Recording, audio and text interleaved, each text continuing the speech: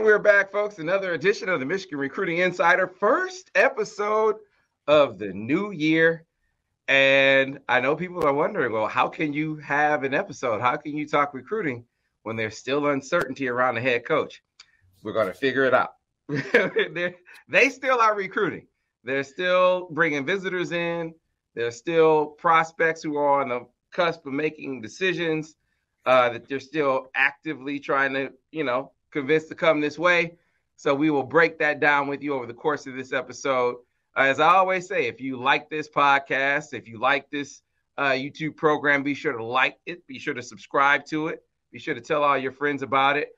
And if you really like what we do, now is the time to really get in over at the MichiganInsider.com. $1 gets you in the first month. And if you want to know what's going on in the Harbaugh watch, well, that is the place to be for sure. Joining me as they do every single episode, the best crew in the land, starting off with my man, Steve Lorenz. Steve, Happy New Year. How are you? Good, guys. Yeah, we're milking it here with as far as recruiting goes, but still amazingly, there is always something going on. So, hopefully some clarity comes soon and we can move forward and focus heavily on the end of the 23 cycle and into 24. Yeah, well, look, I actually got some messages that do you guys just not do recruiting insider episodes anymore? I was like, that it's what over there. We want to hear what's going on. We want to hear how it's affecting recruiting. I said, okay, we can do that. We can do that. Crickets chirping for 45 minutes. I mean, what the hell? Like, jeez. Right. Brice Marich. Brice, how are you? Doing good. I hope you guys had a good holiday season. Yeah, man. So this is supposed to be the time, the ramp up for the decision for Nyckoles Harbaugh, the top target in the class, one of the top prospects in the country, 5-star, one of the revelations during the All-Star weekend was he said, look, tight end receiver.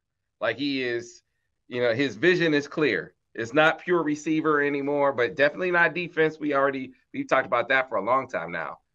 But I think he's really settled into the Kyle Pitts sort of mode or comparison. And I think it's also conducive to his track aspirations. He has added Oregon to his visit list, which to me was a bit surprising. I can't remember if we talked about this, Brice, but it was a bit surprising because one of the trips, I think I've been down with him 3 times now for sit downs. And one of those trips, he was like, man, I can't do Oregon. not the school. And it was on the record. So let me be clear. I'm not sharing anything that he said off the record. I am sharing something that I cut out of the interview at the time because I thought, man, it unnecessarily exposed him to criticism. If it's not a school that he's seriously considering and he's like, I'll never go there because I'm not a nature guy. He said, I'm not a nature guy. I said, well, there's Nike. And he was like, yeah, that's it. It's just Nike out there, right? But Oregon's great school, great track program, football program is maybe arguably the top program in the Pac-12 now. I'm sure they've said something like, hey, we'll let you design your own shoe. We got the Nike headquarters a little ways over. So I'm sure they're selling a vision. But from a relationship standpoint, guys, and I think that's a big deal with him, I think they have a lot of catch up. And I just don't think that he's going to be wowed enough by what he sees to jump over the schools that I think are Michigan's biggest competition right now. South Carolina, especially.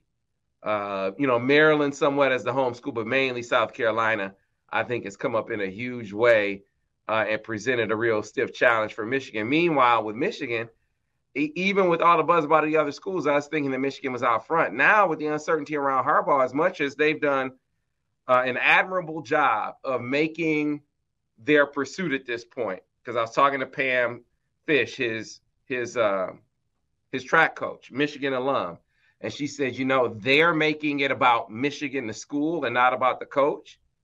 And she said she's doing the same thing. She shed all impartiality She said, I'm not doing that anymore because I realize that's not necessary for me. I can give him the information I had about the school that I have about the school that changed my life, and he can use it how he sees fit. If that influences him, great. If it doesn't, that's fine too. I'm not pressuring him, but I'm also not sugarcoating my belief that Michigan is the best fit for him. So she's doing that.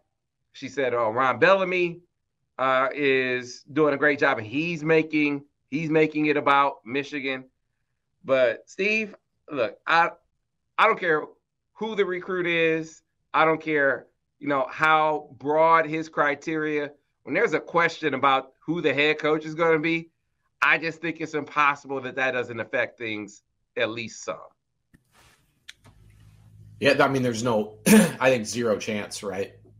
You can't say it has we would be full of it to say it would have no impact on the decision. So, yeah, I mean, and this is kind of a little bit like what happened last cycle around this time, right? I mean, it's not that much different. And Michigan was able to get stuff figured out and actually then ended up closing strong. All it does is give other schools tons of ammunition to negatively recruit. Like if you're South Carolina, I can't imagine you're not in his ear about what's going on, right? And then, we know Oregon's definitely selling something for sure. Oregon very good at selling things on the recruiting trail. So, yeah, I agree though. South Carolina's on him like crazy. I've seen him tweet, and he's in every tweet, even if it's football or not. South Carolina's like at that Michigan State psycho level of fandom, like of just all up in his responses and stuff, right? I mean, it's a concerted effort from staff and fan base, so that's going to play a role or whatever. But yeah, I mean, it does. That's really, and that's where we're at with this, more specifically with the 23 guys they're still recruiting. There aren't many, maybe a few, but it's going to come down to when Michigan figures this out. And then after the dust is settled, whether it's Jim or not, can Michigan rally the cause? And, if Jim stays, can he convince kids like, hey, this is it, and right. I feel like that's what this is going to, with these guys that are about to sign in the very near future. I mean, they're signing for the next 3-4 years, so yeah, I mean, it does put the Michigan staff who is still recruiting in kind of a precarious position. So it does keep him interested in the school itself, and then wait for things to happen and go from there and try to close it out. Yeah, Brice, I know you and I have talked about this before, kind of pick up on what Steve was just talking about. These coaches can't make promises. They can be like, I think this is going to happen. And what I gather is that is how Ron Bellamy is recruiting Nick Harbaugh. It's like, I think coach is coming back, but look at all the opportunities at school. So it's a quick pivot, which is what you got to do in this situation. You don't want to lie, but Steve is also right. I mean, man, the opposition is hammering Michigan on, okay, well, you think he's coming, let's say he comes back. What about next year? What about the year after that? Michigan is getting killed with that. I mean, we'll talk about Jadyn Davis here coming up, but his dad, that's one of the things he said to me. He said, man, these other schools are all over you don't know if the coach is going to be there, this year, next year, hey, maybe after your freshman year, he's gone, right? They're just really catching it on the chin as far as that's concerned. So it makes the road tough to hold for the assistants that have to go out there and recruit. Yeah, I would say, I mean, they certainly got a lot more ammunition. I mean, it's easy to basically drill Michigan right now with negative recruiting because point blank, they're putting this on themselves. This is self-inflicted wounds that Michigan basically is creating themselves. And with Nyckoles Harbaug's recruitment, it's just gotten complicated on Michigan's side. It really did. It really hasn't. It didn't need to get to this point, essentially. And it has now. Sam, you had a good point there, and I think Michigan is going to start doing this pitch as, if you look at Michigan, look at the school. Don't look at the coach, look at the school, look what we offer. And obviously he's a kid, Sam. You've noted that wherever he goes, Oregon, South Carolina, Maryland, Hawaii, Eastern Michigan, Michigan, anywhere, he's going to get NIL. So that is not a factor in his recruitment as one of the main things he's looking at. But what worries me a little is Oregon is known for their track program. Mm-hmm. It's not like, in Michigan, I know that has been kind of something that's, I don't want to say been a hurdle, quote unquote, no pun intended, but something that they've kind of had to show him and overcome. Like, listen, you can still excel here in track and in football, regardless of if you go down south or, on the other side of the country. So it's one of those things where Michigan has made this recruitment so much harder when it didn't have to get to this point. I personally still like Michigan in this race, but it's tough for, obviously I would not put a crystal ball pick in, but I think, if I had to do a pecking order, and this is just my opinion of how it would be, I'd say Michigan and South Carolina are like a 1A, 1B, with Oregon kind of nipping at their heels, and then Maryland maybe even like a 2B. Because Maryland's throwing the whole kitchen sink at him as well, being that hometown hero. And Mike Locksley has done a great job of pulling those like signing day surprises where he lands one of those, guys locally and keeps them home. So there's a lot of factors going into everything. But in the end, these are the type of kids Michigan needs to land to get over the hurdle to beat, like a TCU. This is the type of kid, man. They didn't need him. They should beat TCU without him. Oh, okay. I'm just saying. But okay, I hear you. But these are the type of kids that can help even further down the line, maybe like a Georgia and Alabama. But yeah, looking at this recruitment, it's become more sticky, more complicated. And this is one where we're just going to have to wait and see. I know Michigan's going to be recruiting, but like Sam, you said, what can you say other than we have great academics? We're going to be, again, a great program next season. But other than that, hopefully Harbaugh's back.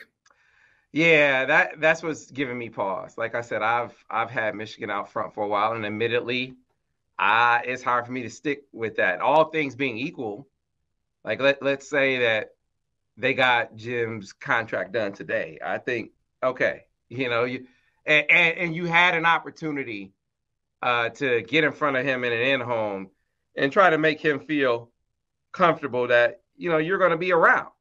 Because we can segue a little bit into Jadyn Davis. He was trending toward making the decision this month. He's been tired of the recruiting process for a while. He had talked about doing so in December. I think there are a few considerations. I think he exploring the NIL opportunities at the various schools, which is the prudent thing to do if you're a prospect in his position. And while doing that, you got this uncertainty about Harbaugh pop up. And I remember talking to his dad. He asked Jim this, so he was kind of reflecting about how they've been up 4 or 5 times. And he said one of the times he asked Jim, he said, "So what do you like coaching better, college or pro?" And he said that Jim told him, "Well, I just like coaching. I like coaching high school, right?" You said, "Hey man, Jim Shrew." He said, I like coaching high school. I like coaching, I like coaching anything. I just like coaching. And then he said another time he came up and he asked him, he said, "So, how long are you going to be here? You think you're going to finish your career here? You think you're going to coach a few years and then go to the league? And, what do you think?" He said, "Well, I think you got to look at the school. You got to look at the school and not necessarily, don't worry about me," kind of thing. So that is, to me, another sign of what I've always said, that I think that there is this corner of his mind where that NFL dream just, it rests. It's dormant, but it's there. right? And always leaving open the possibility that, hey, if the timing is right and the sun, the moon, and stars align, maybe he'll make the jump. And he doesn't want to mislead prospects in that way. And that's why you hear him say things like, hey, no man knows the future. That's him not making any guarantees. At the same time, can he be compelling enough with sort of expressing his, how happy he is here at Michigan right now? How I remember talking to him, or he texted me recently. He said, "It's the happiest I've ever. There's no place I'd rather be." And so, how effective he is at convincing these prospects that, hey, man, this is where my focus is.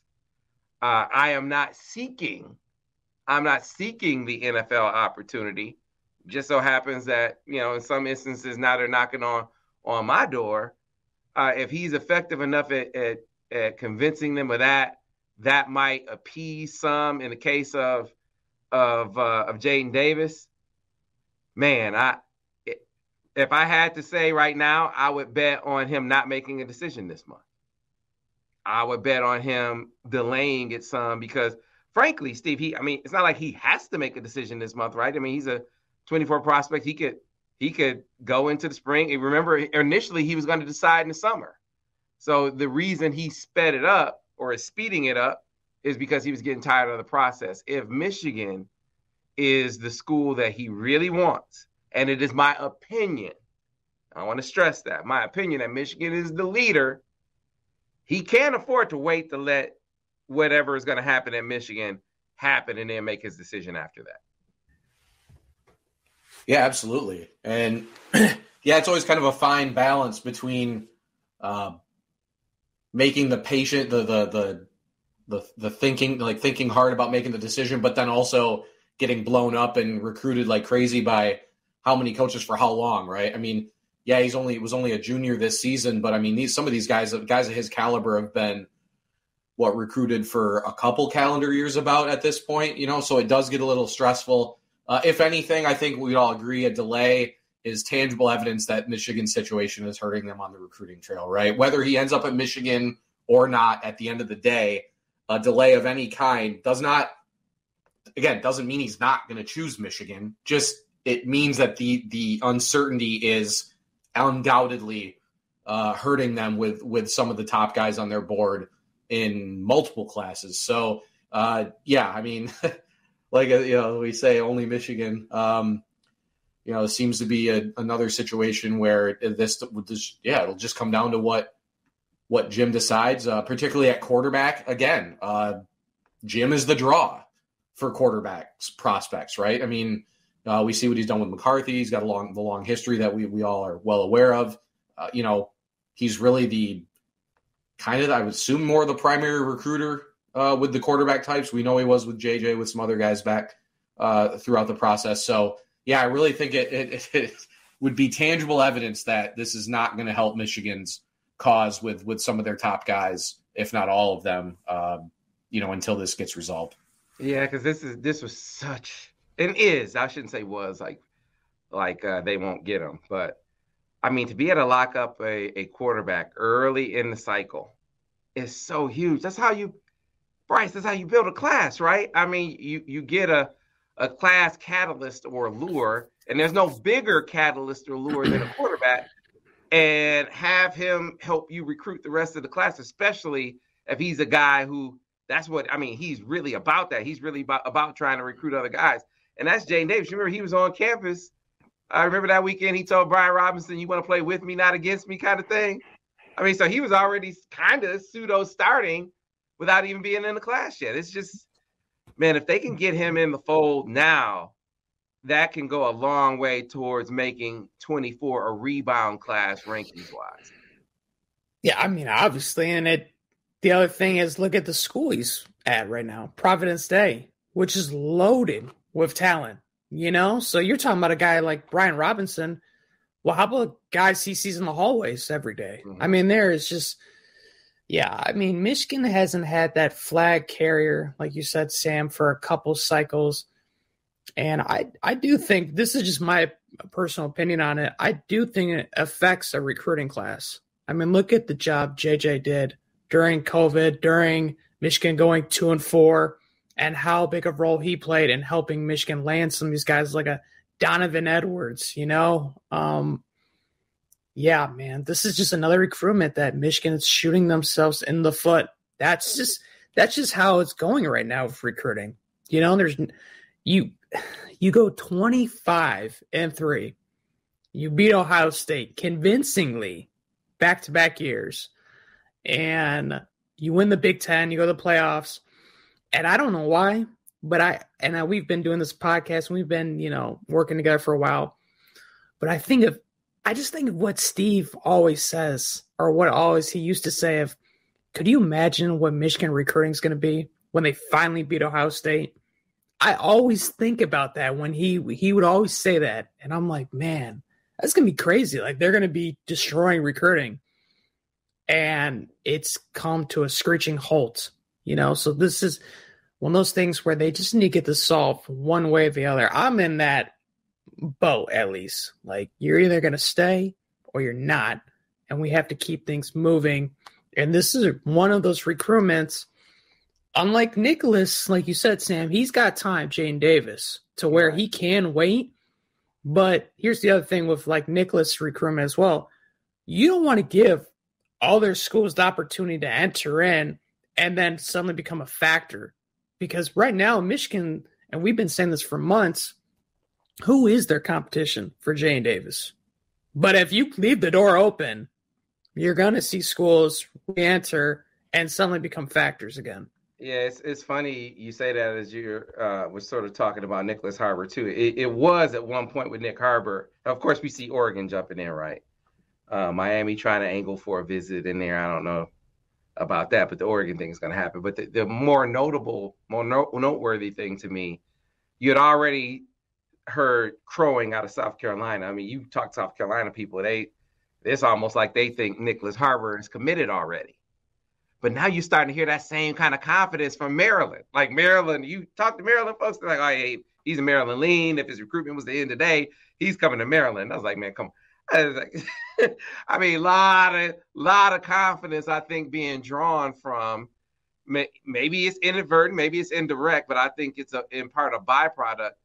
Michigan slipping a little bit perception-wise, but they can get things locked back in, get an in-home. Because, I mean, what does he say? You got his track coach in Pam Fish, who is diehard Michigan. He said when he was down at the All-American game, he said, my mom's Michigan, right? Mom's from Detroit. She loves Michigan. He said to me before, Michigan is mom's favorite.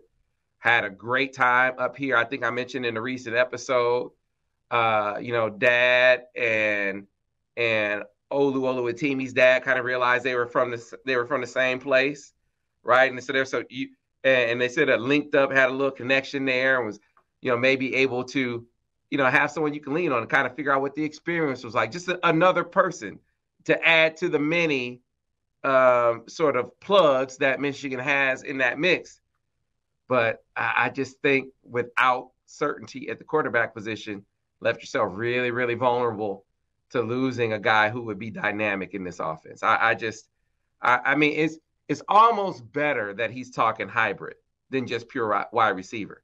Because, I mean, last year, I don't have the numbers to back this up, but I know that there were some games where Luke Schoonmaker was the most targeted guy, right? And you see how the passing game is going to expand probably even more with Coast and Loveland.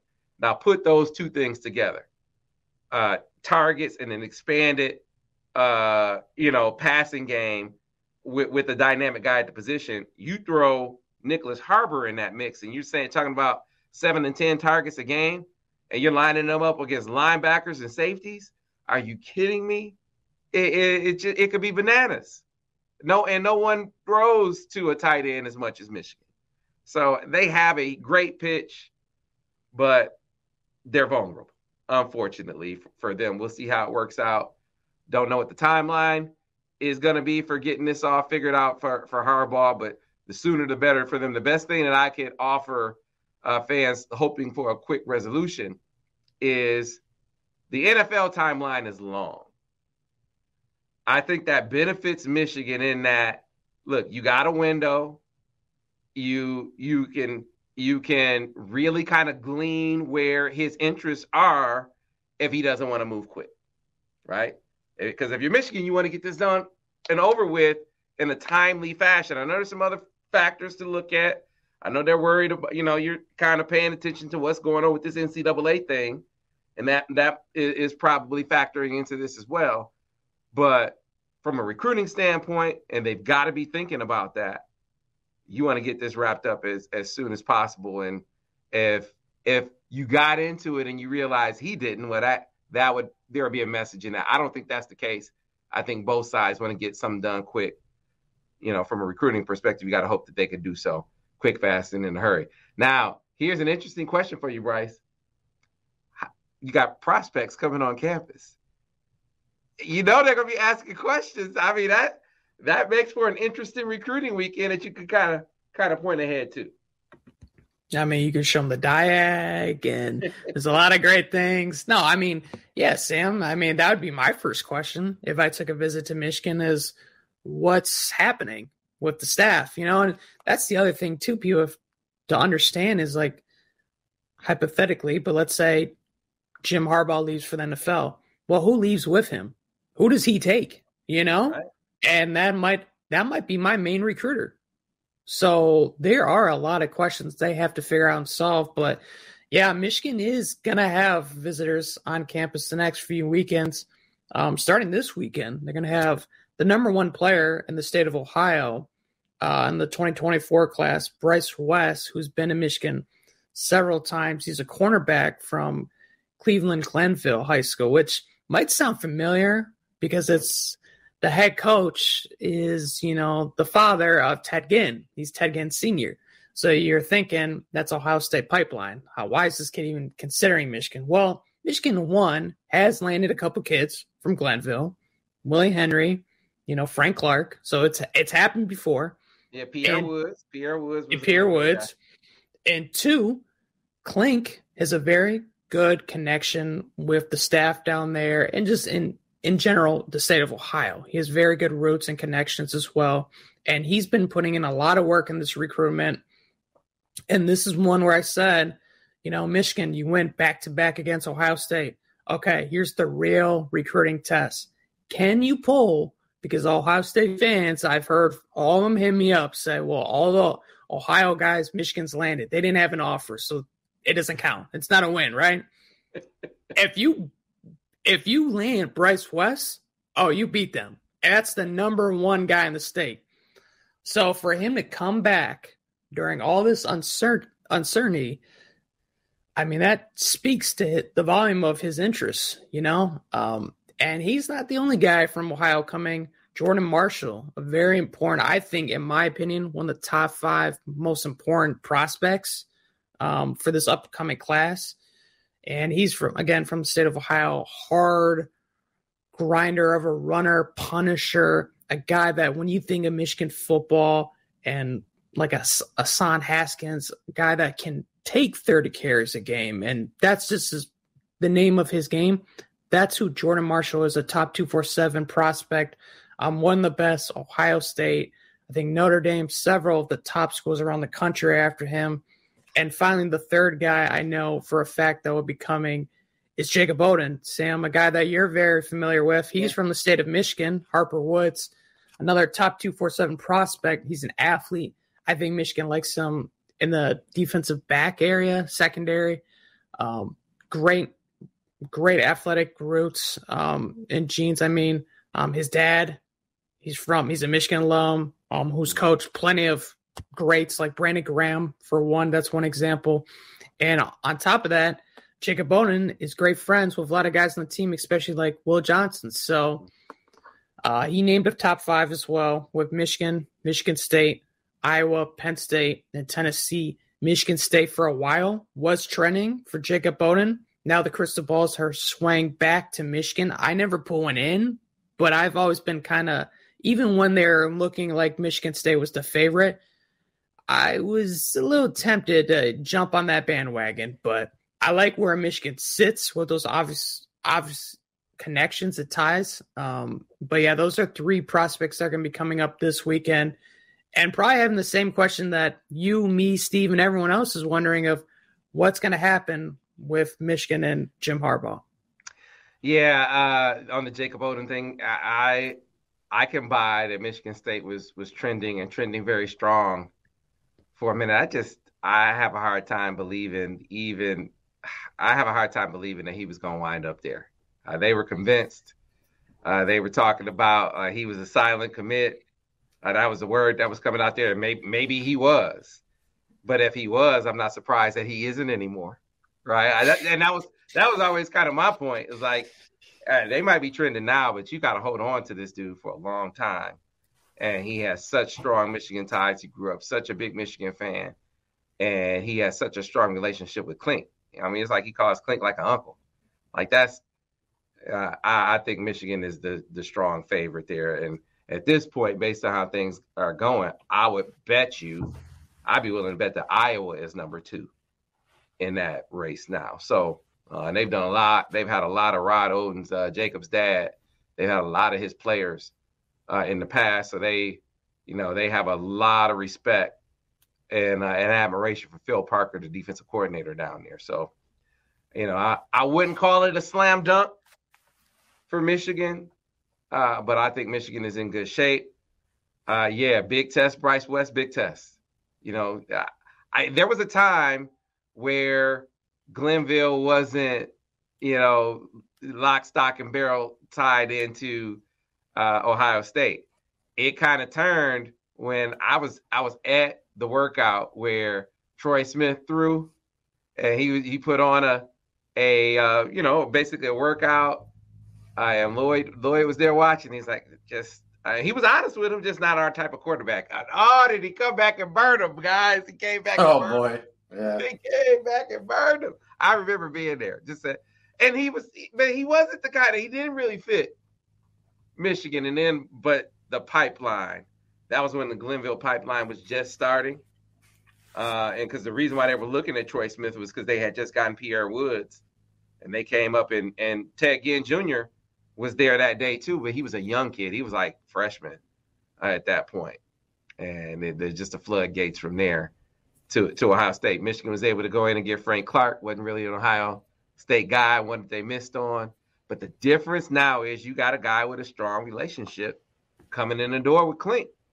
And you got a better secondary performance, right? Your secondary, say what you want about the prospects they've gotten, and they've gotten some big-time guys. Their secondary was a sieve. So if you're Steve Klinkscale, you can say you go there. You want to get coached? You want to get developed? What are you going to choose? You want to go, they run by you all the time over there kind of thing. So I think that's what the pitch would be. And then last but not least, I want your take on this, Steve. The most intriguing prospect on campus this week is Jadyn Marshall to me. An Ohio guy. A guy who is being prioritized in Ohio State too. But listen, if you are a running back, I can't imagine there is a top 5 program in the country more desirable than the Michigan Wolverines, because they are going to run that rock, and they're going to run that rock, and they're going to run that rock some more, and they're going to run it with more than one guy. There's going to be a couple of guys. And Michigan had their way. And this sort of gets to the recruiting point that I want you to dive into, Steve. Like, for as much as Michigan runs the football, they need 3 backs. Every year, they need 3 backs that they can absolutely say, we can win a game with that guy. Because it is that significant a piece of what they do. And so Michigan should be on top 100 backs.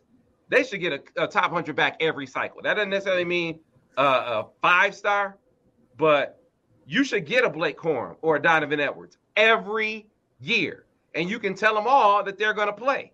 And so that's why this Jadyn Marshall, he's a footprint guy. You got another year where you had a big time rushing attack. You got to be able to go out and land guys like this and have at least 3 in the stable. We saw this past year how, after they got past, the first 2, after they got down to Donovan, you went down to number 3, and they weren't quite ready for prime time. they got to have 3 guys ready for prime time every year, Steve.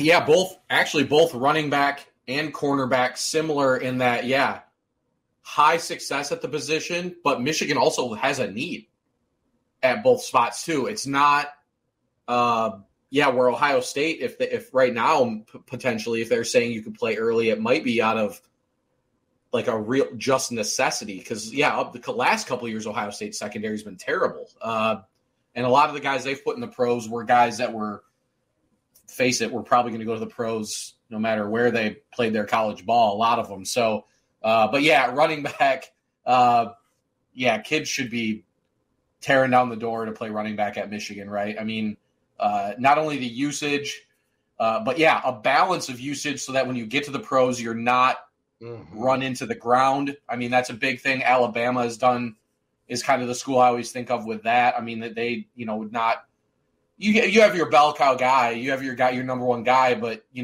a guy like Edwards, especially, I think next season you're going to see even more, will spell Corum more than he even did this season. And, I mean, they're not afraid. Like you said, they want to use 3. So I still think, we'll see, because we look at Cole Cabana as an athlete, and that's a compliment. Doesn't mean he can't be running. He just offers a diverse skill set that Michigan can use in a lot of different ways. I think the door would potentially still be open for a 24. The door will be wide open for the 24s because I can't imagine.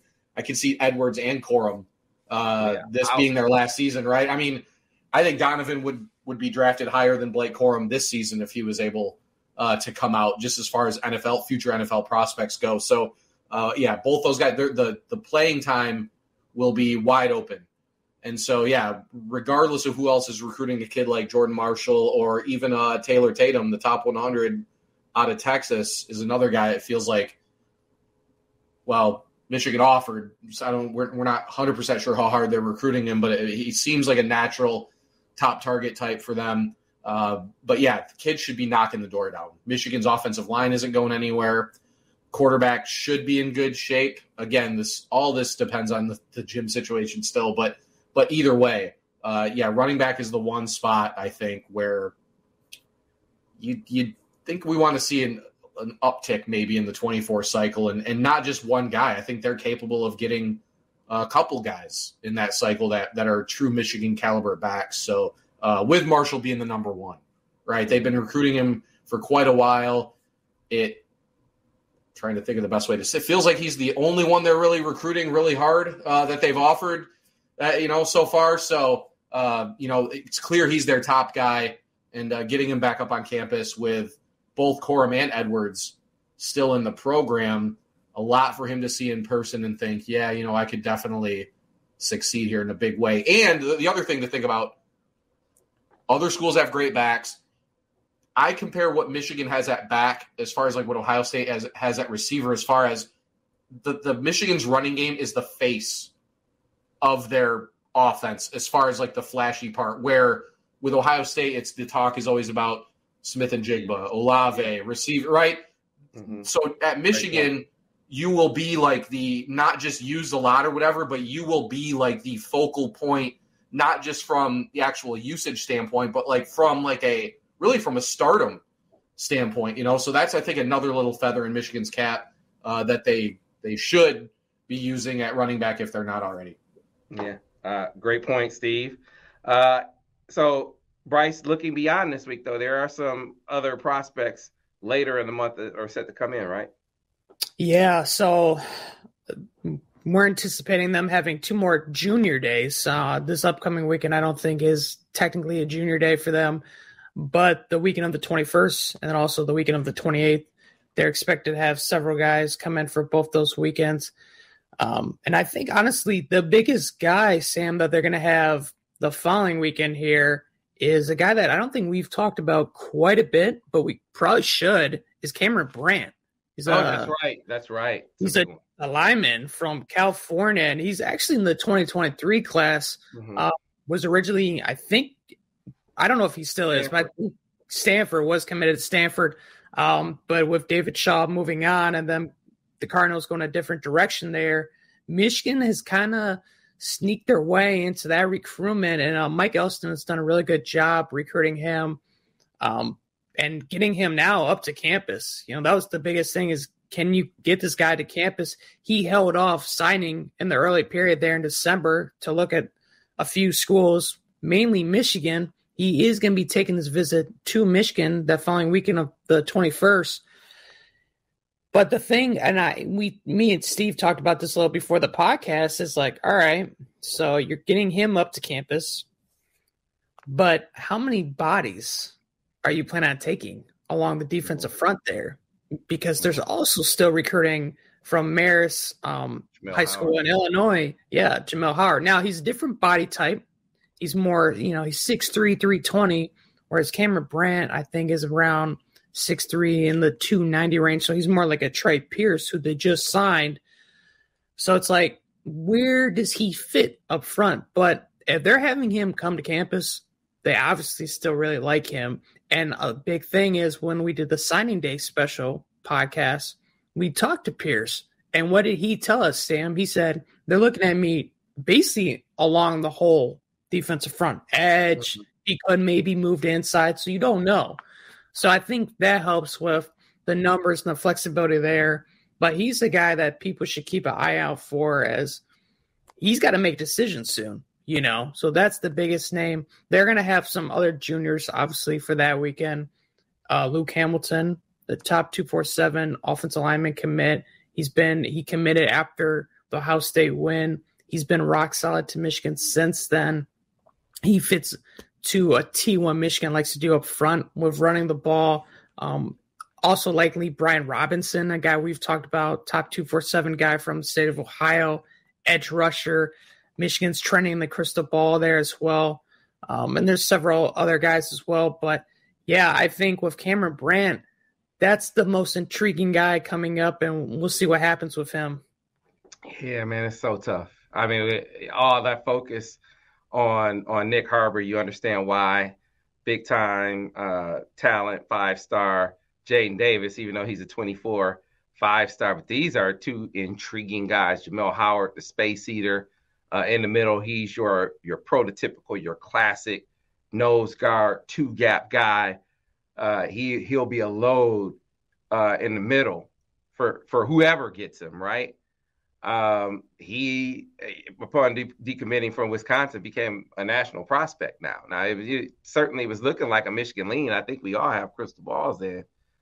But, man, with the uncertainty with Harbaugh, it's just hard to stick with that. And then Cam Brandt, it was really sounding like Michigan. And I don't want to make it sound like they don't still have a great opportunity, but it was sounding like, man, there's a real distinct possibility that Michigan could swing momentum on this visit. I'm not saying it's impossible, Steve, but it's a lot harder to do when they are asking questions about, that's the reason why Cam Brandt is looking around, because it's the head coach. I mean, if it was just about the school for Cam Brandt, he'd still be committed to Stanford, right?